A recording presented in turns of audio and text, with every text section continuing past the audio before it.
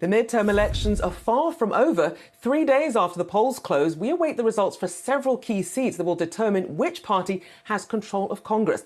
Yahoo Finance's Rick Newman is here with the latest. Rick, what are you watching? We're still waiting for perhaps 24 House seats. A lot of those are in California. They just count slow. But it looks like the Republicans might get around 218 or 220 seats in Congress, which is a very small majority. In fact, the Democrat majority right now is 220 to 212. So they have a 4-seat majority with 220 seats. Republicans could end up with something pretty similar. And even President Biden has acknowledged that it does look like Republicans are going to win the House. In the Senate, we're still waiting for the outcome of 3 races. We should know 2 of them within a couple of days. That's Nevada and Arizona.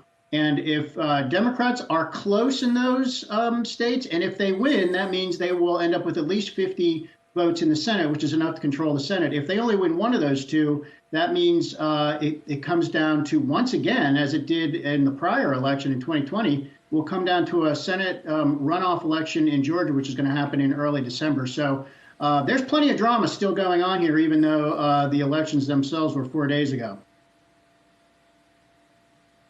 $250 million will be short in the next couple of weeks. All right, so young voters, Rick, flock to the polls thanks to policies like student debt relief. Now the program is being blocked by a Texas judge. What does this mean for borrowers and for Democrats?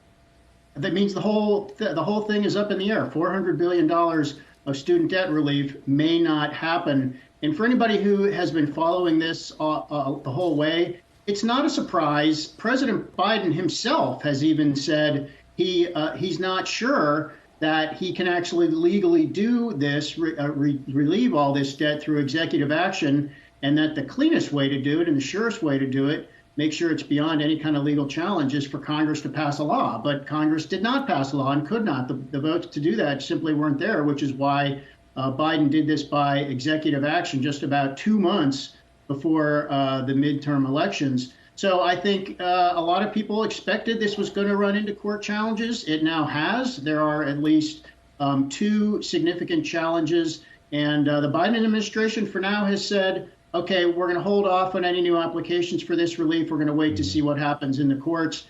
And there's a good chance this will go to the Supreme Court. Rick, what does the new legislative session look like here? What's going to be on the agenda? I understand we got a few balls moving in the air still, but what can we expect? The so-called lame duck session after the midterm. So the current Congress remains in place until early January.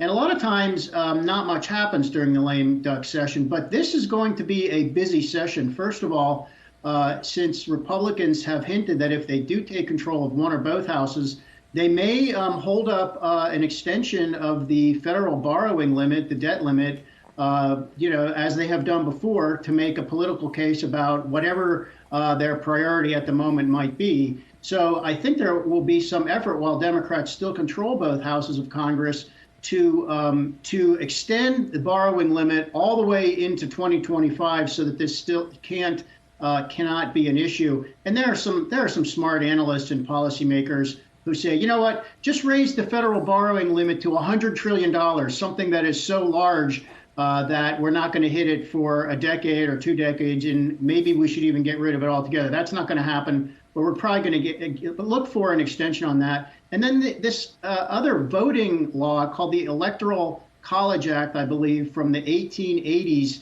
This is the rather confusing law that allowed some of the President Trump and some of the election deniers to say, Mike Pence, the vice president at the time in 2020, did have the authority to block Biden from becoming president. So there's bipartisan interest in tightening up that law, which would require Congress to pass another law, just to make it crystal clear that the vice president can't overturn an election, and to make it harder for any single member of Congress to hold up the certification of the vote. So that's another thing to look for. It would be great to get that out of the way, get that done, because then there'd be one less thing really to have to worry about the 2024 election.